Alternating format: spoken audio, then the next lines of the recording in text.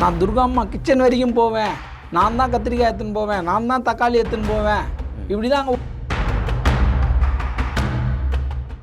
பொள்ளாச்சியை விட இது பெருசாக. ஆனால் பொள்ளாச்சி வந்து எங்கேயோ ஒரு ரூம்குள்ளே நடந்துச்சு, இது ஸ்டார் ஹோட்டலில் நடக்குது. புரியுதுங்களா? யாருக்குமே தெரியாது. ஒரு கார் வருது, இறங்கி போகிறாங்க, இது ரெகுலராக நடக்குது அப்படின்னு. அப்போ போலீஸ் போகிறாங்க, தெரிஞ்சு தான் போகிறாங்க, இது மாதிரி நடக்குதுன்னு தெரிஞ்சு தான் போனால் எல்லாருமே அரைகுறை நிர்வாண கோலத்தில் இருக்காங்க. போலீஸ் பிடிச்சா ஒரு பக்கம் கஞ்சா போகுது, ஒரு பக்கம் சரக்கு போகுது, ஒரு சில பக்கம் பெண்கள், இந்த சின்ன பொண்ணு 100 ரூபாய் 200 ரூபாய்க்கு வேலை பார்க்குற கிராமப்புறத்து பெண்கள் ஒரு 500 ரூபாய் 1000 ரூபாய் பார்க்குறவங்களுக்கு 10,000 20,000ங்கிறது பெரிய காசு.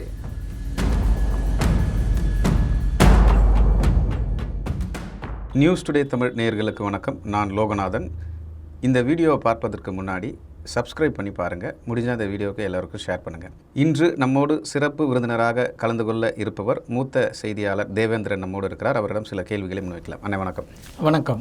நியூஸ் டுடே நேயர்களுக்கு வணக்கம். சென்னை கோயம்பேடில் 15 வயசு சிறுமியை பாலியல் விபச்சார தொழில் வந்து செஞ்சுருக்காரு உளுந்தை ரமேஷ், திமுகவினுடைய பிரமுகர்.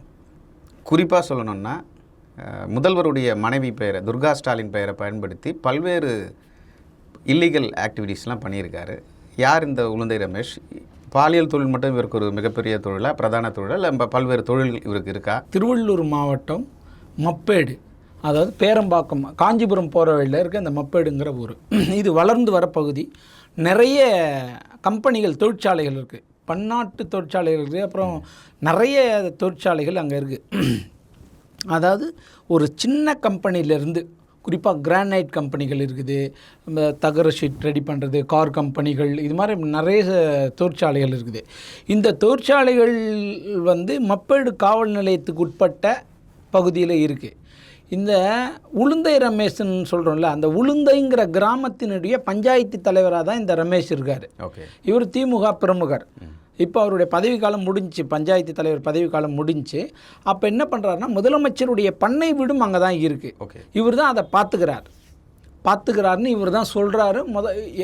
அந்த மாவட்டத்தில் தாசில்தார்லேருந்து விஓ வரைக்கும் உளுந்தை ரமேஷ்னால் தெரியாத ஆளே இல்லை. ஏன்னா சிஎம் வீட்டை பார்த்துக்கிறாரு, சிஎம் வீட்டை எந்த மேட்டராக இருந்தாலும் அவர் ஃபோன் பண்ணுவார்.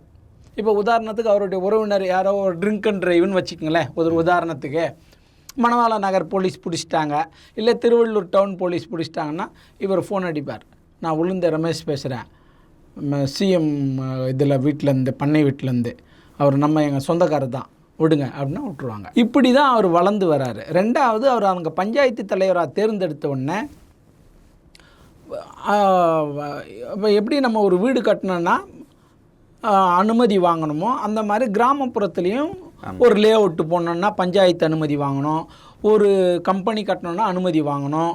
இது மாதிரி பல்வேறு நிறுவனங்கள் வந்தவுடனே அந்த நிறுவனங்கள்கிட்ட இவர் வந்து நான் அனுமதி தரேன், எனக்கு என்ன பர்சன்டேஜ் தருவேன். இப்போ இவங்களுக்குள்ளே ஒரு பேச்சுவார்த்தை நடக்கும்.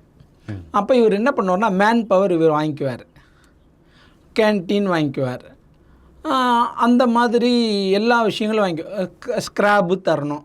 இது மாதிரி ஒரு டேர்ம்ஸ் அண்ட் கண்டிஷனில் ஒரு ஜென்டில்மேன் அக்ரிமெண்ட் போட்டு அந்த கம்பெனிக்கு அனுமதி கொடுத்துருவார். கம்பெனி கொடுக்குறாங்கன்னா கண்டிப்பாக அதை செஞ்சு கொடுப்பாங்க. ஆமாம், அவங்களும் வெளியூர்காரங்க, உள்ளூர் ஆட்களுடைய தயவு தேவைங்கிறதுனால சரின்னு ஒத்து போயிடுவாங்க. அப்போது அந்த பகுதியில் நூற்றுக்கணக்கான கம்பெனிகள் இருக்குது. இவர் அப்படி தான் வளர்கிறாரு. முதலமைச்சருடைய பண்ணை குடும்பத்தின் பார்த்துக்கிறாருன்றதை காட்டிலும் இவர் அந்த திமுக உறுப்பினராக இருக்கார். அமைச்சருடைய தயவில், நாசர் தயவில் மாவட்ட இளைஞர் அணி அமைப்பாளரோ மாணவர் அணி அமைப்பாளரோ போஸ்டிங் வாங்கிடுறாரு. அவங்க பையன் கூட நல்ல நெருக்கமாக இருக்கார். நாசர் பையன் கூட. ஆமாம், நாசருடைய பையன் ஆசிம், அவர் கூட நல்ல நெருக்கத்தில் இருக்கார். அப்போ என்ன பண்ணுறாருன்னா, ஒரு பக்கம் முதலமைச்சருடைய பண்ணை வீடு, ஒரு பக்கம் அமைச்சர். அப்போ இன்னும் இவர் ரொம்ப வேகமாக வேலை செய்கிறார், இறங்கி. அராஜகம்தான், எங்கே போனாலும் இதை கொடு, அமைச்சர் இருக்கார், அமைச்சர் பையன் கூட இருக்கார் அப்படின்னு. அப்போ ஒரு நிறுவனத்தில் குறைந்தபட்சம் ஸ்கிராப் வந்து ஒரு மாதத்துக்கு ஒரு 50 டன்னுன்னு வச்சிங்களேன், ஒரு குத்து மதிப்பாக எடுத்துக்காட்டுக்காக சொல்ல வரேன். அதோட மதிப்பு வந்து வெளி மார்க்கெட்டில் ஒரு 20 லட்சம் வைங்களேன். அப்போ 70 கம்பெனியில் 50 டன்னுன்னு எடை போட்டால் எத்தனை லட்சம் கணக்கு போட்டுங்க ஒரு மாதத்துக்கு? 7 கோடி ரூபாய் வருது. சும்மா ஒரு அப்ராக்சிமெண்ட்டாக குத்து மதிப்பாக ஒரு மாதத்துக்கே 7 கோடினா ஒரு வருஷத்துக்கு எவ்வளோ? ஓகே, கிட்டத்தட்ட ஒரு 84 கோடி. ஆமாம். இதில் இன்னொரு விஷயம் என்னடான்னா, இவருடைய நண்பர் வந்து ஒருத்தர் இருக்கார். அவர் பேர் வந்து ராஜசேகர். அவருக்கு சொந்த ஊர் எங்கிட்டனா செங்காடுன்னு ஒரு ஊர். ஓகே, மணவாள நகர் பக்கத்தில் இருக்க ஒரு 5 கிலோமீட்டர் 3 கிலோமீட்டரில். இவங்க என்ன பண்ணுறாங்கன்னா MKR குரூப்ஸ்னு ஒரு கம்பெனி வச்சுருக்காரு. யார்? இந்த செங்காடு ராஜசேகர். எங்கே வச்சுருக்காரு? ஸ்ரீபெரும்புதூரில் வச்சுருக்காரு. அந்த கம்பெனியோட வேலை என்னென்னா ஸ்கிராப் எடுக்கிறது, இதே மேன் பவர் பண்ணுறது. இதுதான் இவரோட நண்பர் தான் இவர் தான் அவரே வளர்த்து விடுறாரு. அவருக்குன்னு தனித்தன்மையெல்லாம் ஒன்றும் இல்லை. தனக்கு ஒரு நண்பர் இருக்கட்டும் அப்படின்னு தன்னுடைய உளுந்தை ரமேஷனுடைய பினாமியாக செங்காடு ராஜசேகரை வளர்த்து விட்டு அவர் ஒரு கம்பெனி வச்சு கொடுக்குறாரு. அவங்களுக்கும் இதே தான் வேலை. அந்த பக்கத்தில் வந்து படப்பை குணா இது மாதிரி வைரம் போன்றவங்கெல்லாம் கூட இரும்பு வியாபாரம் பண்ணுறாங்க, ஸ்கிராப். அவங்களாம் வெளியில் வர்றதில்ல.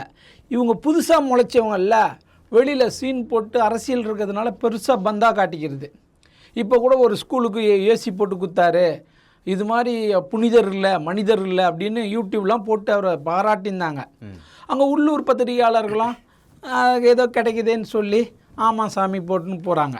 இதில் என்ன விசேஷம்னா, உயர் போலீஸ் அதிகாரிகள், தாசில்தார், RDO, DRO இந்த மாதிரி கேட்டகரிக்கு முதலமைச்சரினுடைய மனைவி மரியாதைக்குரிய திருமதி துர்கா ஸ்டாலின் அவர்கள் பேரை இவர் தவறாக பயன்படுத்துகிறாருன்னு சொல்லி உளவுத்துறையை ஒரு அறிக்கை தயார் பண்ணியிருக்காங்க. ஓகே, உளவுத்துறையை ஒரு அறிக்கை கொடுத்துருக்குறதா சொல்கிறாங்க. அதன் அடிப்படையில் தான் இவருடைய நடவடிக்கைகள் சரியில்லைன்னு சொல்லி 2 வருஷத்துக்கு முன்னாடி இவர் கட்சி பதவி பிடுங்கிட்டாங்க. இப்போ அதே மாதிரி பஞ்சாயத்து தலைவர் பதவியும் முடிஞ்சிச்சு. இப்போ பணம் வர வர வர பிஸ்னஸை இன்னும் பெருசு பண்ணணும். என்ன பண்ணுறது அதுக்கு? இப்போ உதாரணத்துக்கு ஒரு பெரிய பன்னாட்டு நிறுவனம் கொரியாவிலேருந்து ஸ்ரீபெரும்புதூருக்கு வருதுன்னு வைங்களேன். அந்த கம்பெனியோட மேன் பவர் குறைந்தபட்சம் 100-200 பேர் தேவைப்படும். கேன்டீனுக்கு, இந்த பாத்ரூமுக்கு, டாய்லெட் ரெடி பண்ணுறதுக்கு, டீக்கு, அது இதுன்னு சொல்லி ஒரு 100 பேர் தேவைப்படும். அந்த 100 பேர் கேன்டீன் வேலையை வாங்குறதுக்கு என்ன பண்ண முடியும்? இப்போ ஒரு HR இருக்காருன்னா அந்த HR ட்ரை பண்ணுறது. அவர் சொல்லுவார், சார் நான் முடியாது, அந்த கொரியன்காரன் நான் பேசுகிற தமிழ் அவனுக்கு புரியல, இங்கிலீஷும் புரிய மாட்டேங்குது, நீங்கள் எப்படியாவது ரெடி பண்ணிக்கங்க. ஈவினிங் ஆனால் அவருக்கு சரக்கு போடுற பழக்கம் உண்டு. இந்த கிளப்புக்கு போவார், இந்த இடத்துக்கு போவார். இப்போ ஸ்ரீபெரும்புதூர் பகுதி வந்து நம்ம சென்னை தீநகர், அண்ணா நகரோட ரொம்ப பெரிய பெரிய ஹோட்டல்லாம் இருக்குது. ஓகே, பிரம்மாண்டமாக இருக்குது, வளர்ச்சி கொஞ்சம் அதிகம். ஆமாம், ஏன்னா பன்னாட்டு நிறுவனங்கள் வந்துட்டதுனால ஸ்விம்மிங் பூல் அதுன்னு ரொம்ப சூப்பராக இருக்குது. அதை சொல்லிட்டோன்னே இவர் அங்கே ரெடி பண்ணுவார். யாரை பிடிச்சா வேலை ஆகும்? அந்த டிரைவர், அப்புறமா வந்து அந்த வாட்ச்மேன், HR பிடிச்சி இவரை கனெக்ட் பண்ணுறது. அப்போ அந்த கம்பெனியோட மேனேஜிங் டைரக்டர் யார், அவரை பிடிச்சி அவருக்கு தேவையான எல்லா வேலையும் பண்ணுறது. என்னென்ன மாதிரி வேலை பண்ணுறாரு? சப்ளை தான், வேறு என்ன. ஷார்ட் டைமில் ஒன்றுமே இல்லாதவனுக்கு நீங்கள் 150 கோடி சொத்து 200 கோடி சொத்துன்னா என்னங்க? இப்போ பிம்பு வேலை தான், வேறு என்ன. நீங்களும் நானும் உழைச்சி சம்பாரிச்சிட முடியுமா? ஓகே, சொல்லுங்க பார்க்கலாம். பொள்ளாச்சியை விட இது பெருசாக. ஆனால் பொள்ளாச்சி வந்து எங்கேயோ ஒரு ரூமுக்குள்ளே நடந்துச்சு, இது ஸ்டார் ஹோட்டலில் நடக்குது.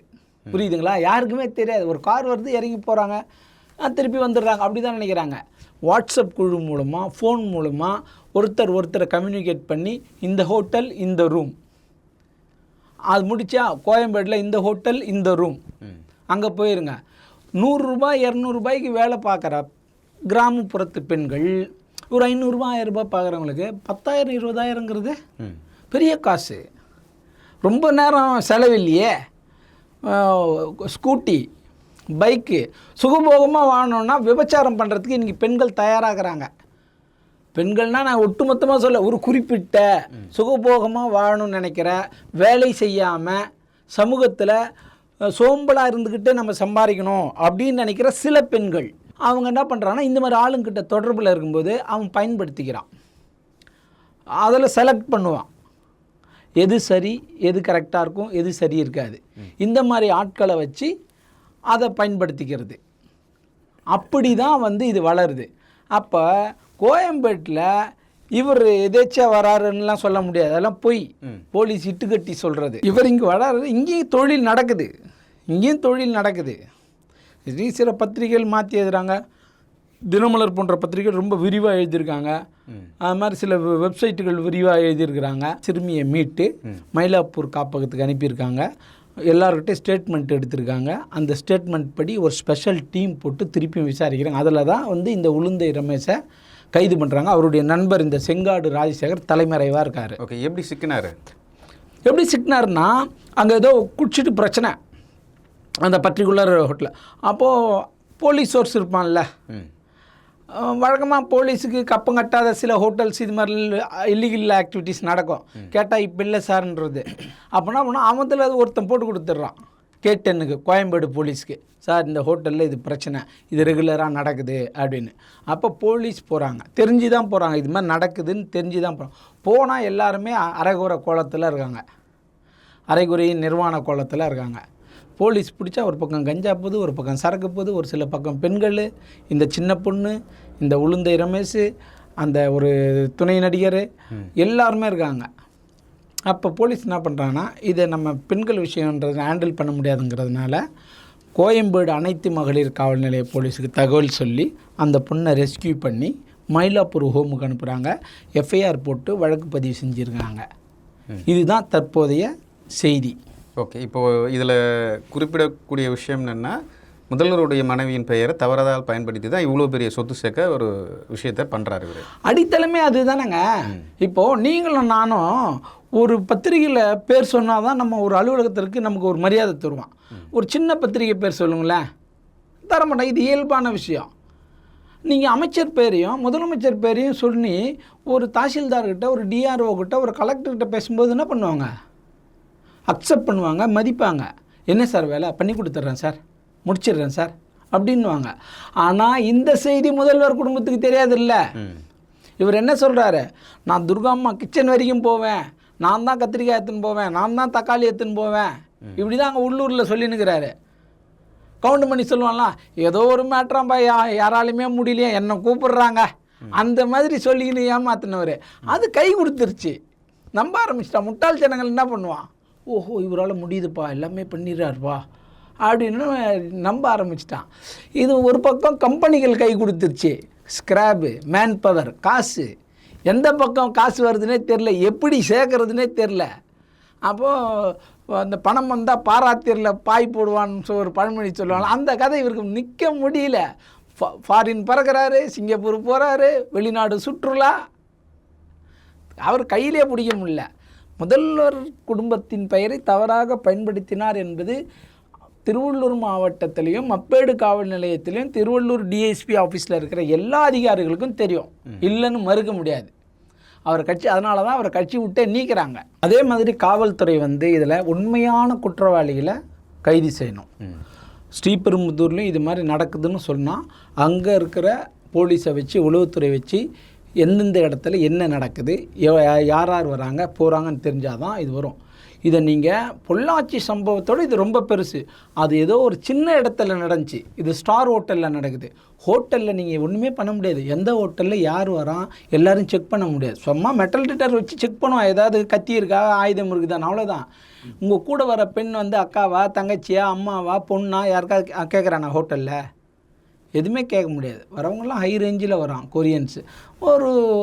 ஒரு டிஷர்ட் போட்டு, ஒரு ஜீன்ஸ் போட்டு, இல்லை ஒரு சுடிதார் போட்டு, ஒரு ஹைஜீனிக்காக ஒரு பொண்ணு போகுது. யார் எதுக்குன்னு கேட்க போகிறது இல்லை. ஆல்ரெடி ரூம் வந்து யாரோ ஒருத்தன் போடுறான், இவன் போகிறான், ஸ்பெண்ட் பண்ண போகிறான், 1 மணி நேரமோ 2 மணி நேரமோ, இல்லை ஆஃப் டேவோ 1 டேவோ, அப்புறம் வெளில வர போகிறான். யார் போனால் யார் வந்தானே தெரியாது. இதில் என்னென்னா, இவருடைய நண்பராக இருக்கிற செங்காடு ராஜசேகர் அந்த கிராமத்திலே நிறைய பெண்கள் பாதிக்கப்பட்டுக்கிறாங்க, வெளியில் சொல்ல பயப்படுறாங்க, தன்னுடைய குடும்பமானம் போயிடும்னு நினைக்கிறாங்க. இவ்வளோ விஷயங்கள் இருக்குது. அதனால் காவல்துறை வந்து தமிழக முதல்வரின் குடும்பத்தின் பெயரை தவறாக பயன்படுத்துகிற உளுந்தை ரமேஷ் மற்றும் அவரது நண்பர் செங்காடு ராஜசேகர் மீது கடுமையான நடவடிக்கை எடுக்கணும். பாதிக்கப்பட்ட பெண்களுக்கு நீதி கிடைக்கணும்.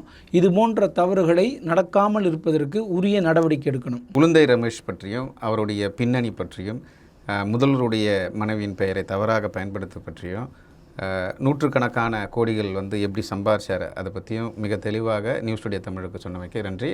மற்றும் ஒரு நிகழ்ச்சியில் மீண்டும் சந்திக்கலாம். நன்றி, வணக்கம். நன்றி, வணக்கம்.